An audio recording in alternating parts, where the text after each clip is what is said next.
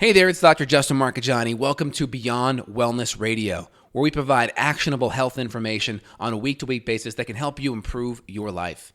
Feel free, head over to justinhealth.com, where we have various opt-in video series on more in-depth health topics such as female hormones, thyroid, and gut health.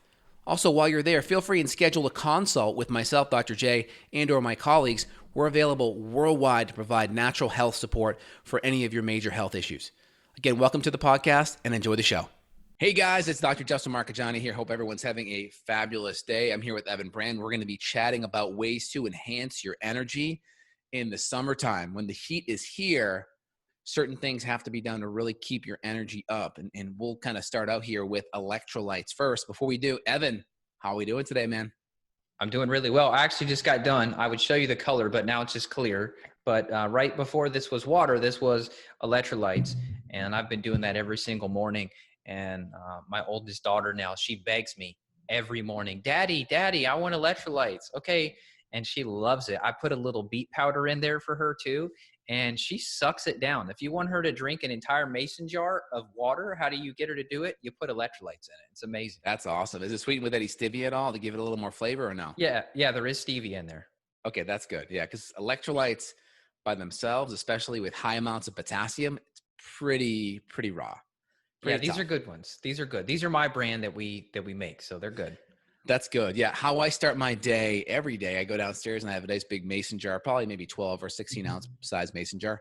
I fill it up and I use the Redmond Real Salt minerals, just kind of coat the bottom, and I just do 2 full swigs of it, kind of get 25 or 30 ounces down to start the day. I also, when I finish my shower, I also do a cold shower and I kind of drink as much as I can out of the overhead shower when it's cold at the end. So I try to get about 30 or 40 ounces with extra electrolytes to start my day. That's important, especially in the summer. People are starting their day with a coffee or some kind of a natural diuretic. If you don't really hydrate intentionally in the morning, you're going to deplete your minerals. And especially when it's hot and you're sweating, you're going to lose more minerals on top of that. So it's very important in the summer, especially when you're engaging in a diuretic like a coffee or tea, you really have to start your day intentionally with at least 30 ounces of water, clean filtered water, ideally reverse osmosis if possible. And you really got to intentionally add some additional electrolytes back there to make sure you kind of prime yourself to start the day. Yeah, and people are like, okay, that's such low-hanging fruit. It is, but it's something that 99.9% of people don't do, and it has a massive impact on your energy levels. I will tell you, if I skip a couple of days and I'm not doing electrolytes, my energy will tank and I will tire more easily. So if I'm outside cutting up a tree, or I was cutting down some honeysuckle and getting that crap cleaned up, if I don't have electrolytes in my system, I tire out more easily. So would you say that this is just due to minerals that are fueling Krebs cycle, or what do you think is happening when you're noticing fatigue in someone who's dehydrated or depleted of minerals? Well, a couple things, right? So our cell membranes work through the sodium potassium pump, right? Sodium in, potassium out, right? What is it? I think it's 3 sodium in, 2 potassium out, right?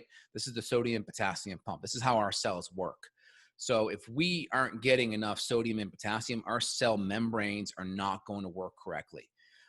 Also, our nervous system and how nerves work, think of electrolytes as the liquid wiring that helps our nerves conduct in our body, right? We know something called hyponatremia happens many times a year around marathon time. When people overhydrate, they actually dilute their electrolytes and they can create a heart attack. Their heart just stops. They go into cardiac arrest. Why? Because we need adequate levels of electrolytes for our nervous system and for muscles to work, right? You see this at a subclinical level with cramping, okay? You can see this at a more acute level with a cardiac arrest due to hyponatremia. So we know electrolytes play a really important role for our muscles, for our heart, but we know the adrenals play a big role too. So when someone has adrenal dysfunction, right, or the slang is adrenal fatigue, I like dysfunction better because it's more descriptive. Because some people can have dysfunctioning adrenals where cortisol is high or low, or just somewhere in between but imbalanced. So adrenal fatigue just kind of portrays one side of the adrenals, the adrenal being low, but we know it can dysfunction a lot of different ways. That your adrenals play a major role in you holding on to your electrolytes. People to think, well, I'm getting enough electrolytes, but they're not counting in the fact that they have adrenal dysfunction, which makes it harder to hold on to your minerals. Because you make things called aldosterone, which are mineral corticoids that help you hold on to your minerals. And the weaker your adrenals are, you may be peeing out your minerals at a higher level. So that way you gotta go over the top. So I start my day with really good fluids, really good minerals. I like Redmond's real salt. You could probably do Celtic or Himalayan as well. And my wife kind of brought it to my attention last week. She's like, yeah, I'm really chronically thirsty. And then we kind of looked at her routine, and she's starting her day with 2 cups of coffee with no water. I'm like, that's what it is. She had a little bit of mastitis last week, from, breastfeeding. And I think a lot of the mastitis happened is just not having enough fluid in her lymph. Now Oh, totally. we treated the mastitis with ginger and poke root and then infrared light. That worked phenomenal. Knocked it out in 24 to 48 hours, no issues. But we looked at what was the root cause, right? We felt like the root cause was just not getting enough hydration to start the day, and starting the day with the diuretic that depleted her Yeah, already. my wife had that once too. When my little girl Summer was little, she had it, and we ended up doing, I think it was a dehydration issue too, because she was doing coffee in the morning, but we ended up doing like a topical coconut oil, lavender essential oil mix, and just rubbing towards the nipple, and then boom, it worked. It was miserable. I mean, it was like the flu. I mean, she got hit like a train. I mean, she was sweating. She had a fever. I mean, it was like, whoa, what is wrong with you? And then as soon as that cleared up, all her symptoms went away. It was kind of crazy. Yeah, a couple easy natural thing that's been around for a long time is poke root. Poke root works phenomenal. It really helps with the lymph and just kind of takes all that coagulation of all those cells kind of stuck together, and it kind of loosens it all up. And you can do ginger as well. Ginger is great as well. Those are phenomenal. And then if you have access to red light / infrared light, it's even better, because that just kind of just calms down the inflammation. And then it really helps just kind of dissolve any clots or agglutination that's happening in there. So I like it. And plus, the last thing you want to do is get your wife on antibiotics that could be passed down to the baby. So there's a lot of natural solutions out there. So we can easily just kind of bookend this part of the podcast for a separate video on mastitis. Poke root's going to be a phenomenal thing as well. And ginger is going to be a phenomenal thing as well. And then if we kind of go back to the root cause of our episode here, is getting the electrolytes and the hydration to start the day is so important, because when you don't have enough fluids to start the day, you're more prone to inflammatory issues like this. Now, this is, mastitis in the breast tissue, but you could just have extra inflammation anywhere in your body due to not having enough good fluids and good minerals, for sure. Yeah. So if you're like, well, I'm a 50-year-old woman, I breastfed 30 years ago. Okay. This still could apply to you, because we've seen women with various types of edema, where if you kind of grab your ankle and push your thumb in, and you'll see that pit in the front of your shin there, that could be related to some type of a lymphatic issue as well. So yeah, hydration is definitely key. And I mean, here's the deal. I try really, really hard to stay hydrated, and I still probably don't do a good job. I've got the clearly filtered that I keep on my desk just in case I run out, and that way I've already got a glass to pour. But man, it makes you wonder how our ancestors had such, I don't know, we don't know, but how were they hydrated all the time? I guess they would just stop at a river and drink straight out of the creek, and they were probably not as stressed as we are. So maybe they weren't depleting as much minerals from the adrenal perspective, or the food may have had more nutrition in it. Of course it did. And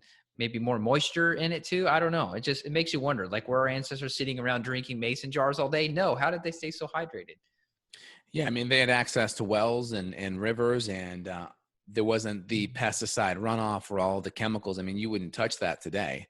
But, also, if our ancestors got a parasitic infection and had severe diarrhea, I mean, they could have easily died, right? We still know amoebic dysentery is like the third in the top 5 causes of death in third world countries. So we know parasites are kind of a big deal across the world where there's not clean filtered water or access to antibiotics if needed. I mean, a lot of these cultures are smarter. They have kind of their own herbal medicines like we formulated for our patients to help these things, but some people don't have access to that. So for sure. So the water, the hydration component's really good, and we want to keep it clean. My natural kind of electrolyte support, which if people don't want a supplement, you can do celery juice. Celery juice is excellent. It's a lot of really good minerals in there, and it has a lot of potassium. So you can get about 20 to 25% of your potassium in one day in celery. Plus that celery has a whole bunch of other minerals, sodium and chloride, other things besides just the potassium. But potassium is huge. And celery juice primes a lot of these minerals that are needed for digestion, right? A lot of the minerals that are needed for hydrochloric acid. So I love celery juice. If you want to start your day with a couple glasses of water and some good minerals, and then throw in some celery juice later, then that really primes up your potassium. Because the two biggest minerals people are missing on the electrolyte side is going to be potassium and magnesium. Sodium and chloride, don't get me wrong, people aren't getting good forms of it, but it's in a lot of processed food. So people still get a lot of access to it, even if they're eating a standard American diet.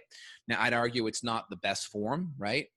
We want one that's full spectrum. Like when you do like a Redmond's real salt or a high quality sea salt, you're getting 60 or 70 different trace minerals along with that sodium and chloride. So you're not just getting one thing, two things, you're getting a combination of different things, which I think is important.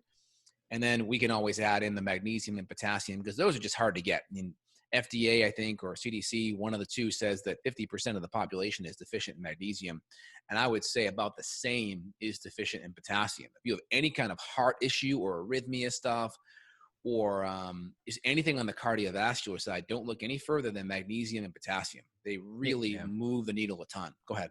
Yeah, Carolyn Dean, she's a medical doc. She's written extensively about AFib and other heart issues. And it's all about minerals and repleting minerals and talking about the soil being depleted. I mean, so minerals and the heart go hand in hand, which is why we talked about when electrolytes are low, you're going to have issues with energy. So the reason that this kind of spurred today's conversation was I had a woman over the weekend email in and say, hey, I'm wanting to get in my garden and be active and be outside, but I'm too exhausted. And she was sleeping fine and diet styled in and all of that. But what are the other missing pieces? And it could be something as simple as electrolytes. Now, obviously, when it comes into fatigue and chronic fatigue, we talk about all the different branches of that all the time. But we're talking today about some of the more action steps you can do regarding low-hanging fruit like the electrolytes. But then let's go into some of the herbs, because there's a lot of things I do in the summer differently that kind of keep me going. Specifically, rhodiola is something I bring out more in the summertime because I'm a lot more active in the summer. I'm riding my bike at least a few miles a day, and I've got this little kid carrier. So I strap my daughter onto the back of the bike and I'm pulling her in this carrier, and that thing's heavy. So it requires a lot more work. And so I'll usually do somewhere 2 to 500 milligrams of rhodiola. And I can tell you 100% that I guess you would just call it my peak output. Imagine if I'm like a electric motor, my peak output of wattage coming out of my legs is much higher when I'm on rhodiola as opposed to when I'm not. Well, and this makes sense too, because we always talk about the root cause, right? Like, of course, there could be a root cause of just like one, you're doing too much of a diuretic and you're not getting enough of those nutrients and minerals, those micronutrients in the morning, right? That's always possible. And that's the low hanging fruit.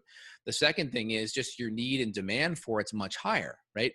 So you could be having high levels of cortisol or chronic stress, which is going to cause you to dump more potassium. You can go pull open Guyton's Physiology, and you can go to the endocrine portion of that or the kidney section of that book where it talks about cortisol actually increases potassium dumping. Now, this is important. So you may be going on Chronometer, right? justinhealth.com/chronometer. And because I tell my patients to go there and run their minerals throughout the day. Like you can put your breakfast, your lunch, and your dinner meal in there. And that calorie calculator will look at micronutrients, which is great. And it will obviously look at the macros. Most look at the macros. This looks at the micros. So it'll look at your B vitamins and your magnesium and your potassium. And you want about 4,500 to 4,700 milligrams of potassium a day. And then maybe about a gram or so of the magnesium per day. And again, it depends because certain magnesiums like a malate or a glycinate, they absorb better than like a citrate or an oxide. So it just depends on what kind of magnesium, but maybe about 1,000 or so total a day, right? Everything all factored in. Some people need a little bit more because they're dumping these things out. Now, you'll dump potassium out when there's cortisol and stress issues. You'll dump a lot of magnesium when you're consuming lots of carbohydrate and alcohol. And you'll dump a lot of B1, especially when you're doing a lot of alcohol. That's why a lot of, for instance, people that are Irish descent, there's a lot of B1 deficiency because there's a large percent of alcoholics. So B1 is really important, and B1 can create heart issues too, right? Beriberi, which is a deficiency for B1, which is B1 is thiamine, right? Thiamine's B1, B2 is riboflavin, B3 is niacin. And berry is Swahili. It means I can't, because the heart can't pump. I can't. So B1 is really important. So by alcohol and sugar and carbohydrate, you're going to drive B1 deficiency. With a lot of that too, you can also drive magnesium deficiency, and that can affect your nerves and your heart and your mood. Magnesium is a natural sedative, so it helps you relax. And then, of course, our potassium. Potassium is going to help with the heart as well. It's going to help with blood pressure. It's going to help with mood. Anytime you affect your cell membrane's fluidity and how your cell membrane works, right? That's going to affect so many different issues. And it's like, we need to have healthy cells to work for our bodies to be healthy. And the first step for healthy cells, outside of good hydration and not putting a whole bunch of toxic soup in there, is going to be sodium and potassium. Yep. So I think a good test, like if you're somebody who's getting into this, adrenal testing could be valuable. So we do both. We do saliva, we do some urine. I've done some blood just to see, but I just wanted to confirm everything that you and I've learned, which is kind of that blood testing for cortisol is typically useless, but I wanted to compare and contrast. And so I've done some blood testing for adrenals, and it was pretty much useless overall. And reason why is, you and I've talked about this before, but unless you have a very big problem, blood doesn't really change much. It's not functional. It's more of like disease state or not disease state, whereas the urine and the saliva we're running are a lot more functional. So you mentioned this adrenal fatigue or adrenal dysfunction. You know, we've seen people who are exhausted, but their adrenal cortisol is showing sky high, and vice versa. We've seen people who they say they quote feel fine and their adrenal cortisol is flatline. So rather than, you know, I'm not going to mention tired people who want to go play in the garden. I'm not going to say go take a bunch of licorice, for example, right out of the gate without testing. We'd push you more towards the minerals and all that, because if cortisol is already so high, you don't know that it's so high. You go on licorice, which is kind of like, I use the analogy like plugging up the iPhone to one of those little portable battery banks. You're kind of extending the half-life of that cortisol. You don't want to do that if it's too high. Oh, that's a great analogy. I love that one. That's good. Yeah. I'm going to add that to my compendium, or my Rolodex of analogies, Dr. J's Rolodex of analogies. I love it. That's great. Yeah. Cause that's, you know, cause part of me wants to go, well, let's talk about this herb, let's talk about that herb, but I kind of have to hold back of doing too many that are going to modulate cortisol in that way, because I do find that it's concerning how many people just go buy something off the shelf or online because it's an adrenal booster and they think I'm tired, it's got to be adrenals. And then they're going to go pop licorice and a bunch of different stimulating ginsengs and all that. And then they feel more anxious or they feel worse and they don't know why. So I guess I would encourage people, get the testing done first so you know where you're at. You could still do the electrolytes, bump up magnesium, potassium, everything that we're talking about behind the scenes, but that might not get you out of an adrenal situation that's dumping those minerals in the first place. So yes, more minerals, do the chronometer, all that, but you got to work backwards to, why are you dumping so many minerals in the first place? And another answer for that question is mold. I was up, when I first got exposed to mold, I was peeing like 3, 4, 5 times a night. And obviously I'm too young to have prostate issues. So it wasn't my prostate. And as soon as I started going higher dose with the binders, I started sleeping through the night and I was not peeing as often through the night. And that's because ochratoxin damages and affects the kidneys. And one of the ways of excretion of the mycotoxins is through the kidneys and through the stool. So I was definitely pooping more and definitely peeing more, which is good. My body should do that. But man, you talk about parched. I mean, I was like a camel in the desert. I mean, I could not get enough water. It was ridiculous. Yeah, and you can kind of know if it's a prostate issue or not, because usually prostates, the swollenness of it's going to prevent good flow. So you're constantly going to the bathroom because you never get a complete evacuation, right? So you're always trying to finish off that first pee. So with your situation, you probably had a lot of flow and a lot of stream and a lot of, you know, volume, but it's just you were just chronically dumping out that toxin via your kidneys. Yeah, and I'm much better now. Like I said, I'm not up in the middle of the night anymore. So that's something else to consider if you're all listening to this and you're up in the middle of the night. Let's say you do start out with the coffee, but then you're doing electrolytes through the day, but you're up 3, 4, 5 times a night peeing. You know, you're dumping minerals there too. So you kind of have to address that and figure out what's going on. Yeah, I also find just adrenal dysfunction alone can cause that, because when you have a lot of adrenal and aldosterone issues, aldosterone helps you hold on to your minerals, and without it, you're going to dump it. So you'll just pee a lot more in general with adrenal issues. So yeah, it's possible there could be a mold thing. It's also possible, the more than likely thing is just adrenal issues in general, just from stress and food and whatever else. So that's why you have to see someone that can evaluate it, because could it be a mold issue? Sure. Could it be just an adrenal issue from poor food and gut stress and just, poor diet and lifestyle? Sure. So we have to really evaluate both of those. Now, I want to go back to one thing you mentioned. I think this is really important to dive into. So blood testing for adrenals. So Evan highlighted this a little bit already. So blood testing is very helpful on the adrenal side to look at pathological levels. So if we look at like an AM cortisol serum, if we see it very high, that could tell us there could be some definite adrenal excitability. Now, high levels of cortisol is Cushing's, right? We remember that because Cush, we think push, right? Cushing's, we're pushing cortisol really high. Cushing, we're pushing cortisol really high. So if we see high levels of cortisol on a blood test, it's, or in the top 20, 25%, we're thinking, okay, there could be a problem with that, right? Why don't I like that? Because people by nature don't like getting pricked with needles. Okay. So some people just going to the doctor's office, they could get a lot of cortisol and adrenaline going in their body because of that needle prick. And then that's going to cause a false high reading. So I don't like it because you can get a lot of false high readings. Number two is I do a lot of the Dutch testing. I like the Dutch testing because I can look at cortisol serum total via the urine. Now, I like it for two reasons. One, it's not a big stressful thing to collect that, right? It's not a needle prick, so you're not creating a lot of stress during the extraction process. Number two, we can collect that total cortisol throughout the whole day. So we're not just looking at cortisol as a snapshot in time. We can collect the cortisol throughout the whole day, which gives us a better window of your overall cortisol output for 20 hours. So if we see higher levels of cortisol over 24 hours, we know that this probably isn't a blip thing. This is probably a stronger pattern of adrenal dysfunction when we see that. And that test can also separate the free cortisol out, which is what Evan highlighted earlier. That's the more bioavailable cortisol. So think of free cortisol. 2 to 5% of cortisol is free. This is the cortisol that's not bound to a protein. Think of that as if you're a woman and you have your purse, right? And you have a key in your hand and you're putting that key in the lock, right? The key in your hand, that's the free cortisol, right? It can work. It can go into the lock. Think of the other 20 keys in your purse or your back pocket if you're a guy, right? I remember like back in school, there were these janitors that walk around with these keychains that were just like huge, right? Like massive keychains. So imagine the key in the hands, the free cortisol, the key in the back pocket or the purse, it's the total cortisol or the serum-based cortisol, meaning you have it, you're carrying it around, but you can't quite use it to open the door. Does that make sense? Yes, it does. Okay, so that's another Rolodex analogy on the cortisol side. So we can swap one today, all right? We can swap one. So in general, cortisol can be an issue and we have to know the right way to test it. So blood testing, really good on the pathological side.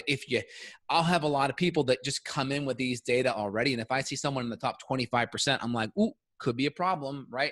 Or someone in the bottom 25%, I think, ooh, could be a problem. We'll still do further testing, but there's a lot of data that comes in, so we have to know how to interpret it either way. So cortisol, we know about it. High or low could easily affect the adrenals. High levels of cortisol, you can still dump minerals, right? Because you're buffering it for the stress. Low cortisol, you may not have enough aldosterone function because the same area of the adrenals, right? The glomerular, the cortex of the adrenals, right? That is the same area where aldosterone's made. Right? It's right there. So if you have weaker cortisol area, there could be weaker aldosterone. So it's good to know that on the testing. Yeah. And there's a lot of people that poo-poo this now and they say, oh, adrenal fatigue's fake. Adrenal fatigue is a myth, that kind of thing. We're not saying, we don't even use fatigue anymore. It just doesn't make sense. Because dysfunction is a better terminology. Yeah, because that kind of insinuates that the adrenals are tired, and that's not true. It's really more of a brain issue that's kind of down-regulating this process. It's kind of like you've been running from a bear for so long and you're starting to eat away all your muscle tissue because cortisol is catabolic. It's breaking down the gut barrier, which is why we see so many gut issues in like CrossFit athletes and stuff like that. It's breaking the body down. So eventually the brain has to come in and say, hey, we've really got to kind of down-regulate this guy's system. He's really been running from the bear. She's really been running from the bear for so long. So to those people like mad at us right now, adrenal fatigue is a myth. Oh my God, how dare you guys? You're charlatans or whatever people say. No, it's not fatigue. It's dysfunction. And you have to support the brain and you got to support the gut. I mean, the whole system. Rarely do we come in, and this is just a quote, adrenal protocol. It's going to be a whole program designed to fix the issues that are stressing the whole system in the first place. Yeah. So I always tell people when you're working with the practitioner, right, you always want to talk about certain things are going to be used as a palliative way to kind of get you feeling better and to jumpstart physiological and biochemical pathways. And other things are going to be root cause. And a lot of times they work together, right? So if I work and support your mineral levels, right, supplementally, if I work on supporting your adrenals while we get your sleep better, while we change your food, while we look at infections, while we help with digestion and good diet and lifestyle strategies, that's what promotes the healing overall. It's kind of like if you go and you have to jumpstart your car, right? Well, why the heck are you jumpstarting the car?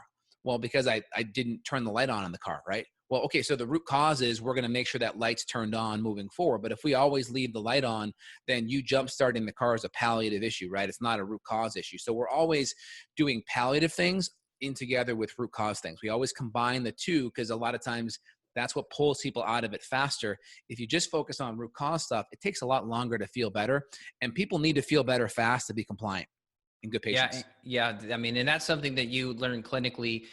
So when you have, people that just write blog articles or do podcasts, but they're not working clinically, they don't understand that. So they'll come in and I'm not calling anybody specifically out, but just this idea I've seen on the internet where people say, oh, this whole, it's a myth, just take adrenal support. You shouldn't need it, da, da, da. Well, here's the deal. Like if someone has gut infections and they're exhausted and they have poor digestion and they have no minerals and they can't sleep, if we give someone calming adaptogen adrenal support in the evening and maybe some stimulating stuff in the morning based on their adrenal profile, if they start feeling better, they're going to be more motivated to cook because we've got to get these people cooking real food. So the adrenal support could be used to help them to stop going to the drive-through because they're too tired to cook a meal for themselves. Now they have enough fuel in the tank. They can come home, they can cook.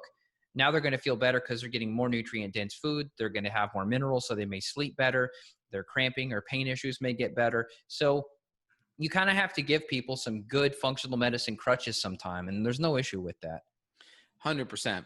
So the minerals are really important. Kind of getting back to our clickbait thread of the day, enhancing energy for the summer. Why is it so important for the summer? Because with higher temperatures, you're more likely to sweat and lose a lot of these minerals. So now if you're stressed and you have adrenal issues and you're drinking coffee to start the day and you're not adequately hydrating and you're not getting minerals in, now the heat and the hot of the summer can really compound more of these issues. So you may notice more exhaustion, more fatigue, more heart palpitations or tachycardia, or blood pressure issues, either low or high. You may have all these different mood or energy issues, and that's going to be exacerbated by the summer heat because the more you sweat, the more electrolytes you use. So just be very mindful of that. Starting the summer out is really make sure you start the day, you get good electrolytes. If you go outside, bring a nice bottle of extra electrolytes in there, whether you put a trace minerals in there or some Redmond's real salt, or you get a good Pellegrino or a good sparkling mineral water that has things in it. Make sure you're on top of that. And then if you're doing a lot of physical work, you can even come back in with a good post-workout shake with some coconut water or something that has, a little bit of extra glucose and potassium could be wonderful. And don't forget about our favorite potassium source, which is going to be avocados. I mean, they got twice the amount of bananas. So people think, well, everyone thinks in general, hey, what's a high potassium food? The first thing they jump to is bananas. Potassiums are twice the amount in avocados, which is great because it's a good fat too. Give you a good reason, get you some good cassava chips and some nice guacamole with some lime or lemon juice squeezed in there. Woo! Bingo. Yeah, Yummy. bingo. It's a great way to do it. Anything else you want to talk about in regards to the heat? I would say people that are more photophobic or sun sensitive could have adrenal issues too. So good adaptogen formula is always going to be our favorite. Additional B5 in there, maybe some additional tyrosine, and our favorite adaptogens are going to be ashwagandha and rhodiola and ginseng and eleuthero and maybe holy basil. And again, if you have a lot of high cortisol issues, you got to be very careful on doing too much of the stimulators, too much of the ginsengs and things, maybe too much. You may have to focus more on holy basil and magnesium and ashwagandha to kind of really modulate the high cortisol, maybe even phosphorylated serine and GABA. Those are all things we're going to be more careful to use when cortisol is higher for sure. Yeah, omegas are key too. So I noticed that I don't get as tan if I'm not taking enough or eating enough fish or taking enough omegas. I notice that I burn more easily. So omegas are pretty helpful in that aspect. And then always looking for a deeper cause too, because with good weather, people are hopefully outside more. And unless you're in like New Mexico, where our friend JW lives, where he says he hasn't seen a tick in 25 years, which is ridiculous. A lot of places have ticks. And if you're getting tick bites, even the CDC, who underestimates the numbers, they estimate 300,000 new cases of Lyme per year. And Lyme and co-infections like Bartonella and Babesia can cause a lot of issues with temperature regulation problems. So if you're somebody who you can't handle the heat, but your friend next to you feels fine, but you're burning up and you feel like you're going to die or pass out in the heat, it could be minerals, could be low-hanging fruit, but we're always looking deeper. Because for me, before I started treating myself for Babesia, I had extreme temperature regulation issues. I would just be chilled to the bone in the winter, and I could not tolerate the heat in the summer. Once I addressed the Babesia, I've had so many tick bites over the years, probably 20, 25 tick bites over my lifetime, even probably more as a kid. I lost count, but I've been exposed to all these pathogens, unfortunately, but my temperature regulation system works a lot better now. So I would just encourage people that if you feel like the odd man or the odd woman out, everybody's fine when it's 85, but you're dying, address the low-hanging fruit that we discussed, but feel free to reach out to a practitioner like Dr. J or myself, and we would love to help you and make you resilient, because it sucks if you're trapped inside in the air conditioning because you can't handle the heat. That's not a way to live in the summer. I like air conditioning, but I don't want to have to use it. If I want to be out in the sun, I want to be out in the sun having fun. So if you need help, please book a call with Justin at justinhealth.com.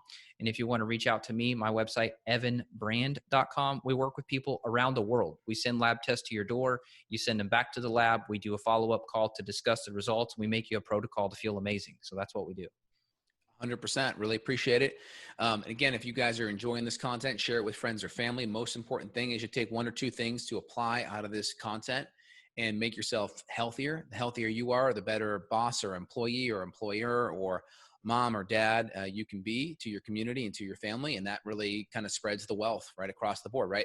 Healthier people make better decisions help the world. So I think we're on the right track there. If you guys enjoy the content, give us a thumbs up, give us a share, put your comments down below. Let us know your experience with electrolytes and adrenal dysfunction and things that you've done that have helped. I really appreciate it. And Evan, fabulous podcast, man. Really appreciate the content and the great back and forth, man. Yeah. Oh, last thing, we could do a whole nother hour on it, but blood sugar. Make sure you address blood sugar. I tell you, I don't feel as good. I get weak. I get woozy if I'm having a blood sugar crisis. So I'm not saying you got to prick your finger every 2 to 3 hours, but I'm saying you got to make sure you're getting adequate fat, adequate protein. And especially if you're moving more, you're going to be kind of burning through those reserves. So you're not sitting there reading a book like you are in the winter. You're out, you're moving. So you may need to increase calories, increase fat, increase protein. If your blood sugar is crashing, you're going to feel weak. You're going to feel depleted. You're not going to feel good. If you're having a lot of chronic electrolyte issue, there's probably some adrenal issues as well. So it's good to have breakfast in the morning. Don't do an intermittent fast if you're having a lot of chronic electrolyte issues. Once you're more stable and you're feeling better in that department, feel free and go do that. But until then, really make sure you're having a good breakfast in the morning. And even myself, right? I'm doing coffee. I'm doing 20, 25 grams of collagen protein. I'm doing some butter fat in there. I'm doing, I'll do a glass of celery juice in a minute. So I'm still getting, kind of a more of a liquid breakfast, because I just like a liquid breakfast in the morning. I like feeling lighter, but then I'll also make sure I get the extra potassium and good fats and proteins through my coffee. So I won't just do coffee by itself. I'll combine it. And again, if you're caffeine sensitive, feel free and use a decaf or a decaf tea, and you can do the same kind of a model with that as well. Yep. Awesome. Well, once again, the links, justinhealth.com if you need to reach out, evanbrand.com. We're very grateful for the opportunity to help you guys. So take good care, and we'll be in touch. Excellent. Take care. Bye. Bye now. Got a question for Dr. J? Go to beyondwellnessradio.com and click the questions button. Then tune in to hear the answer. Also, if you like the show, click below to review us on iTunes. For more Beyond Wellness Radio, go to beyondwellnessradio.com.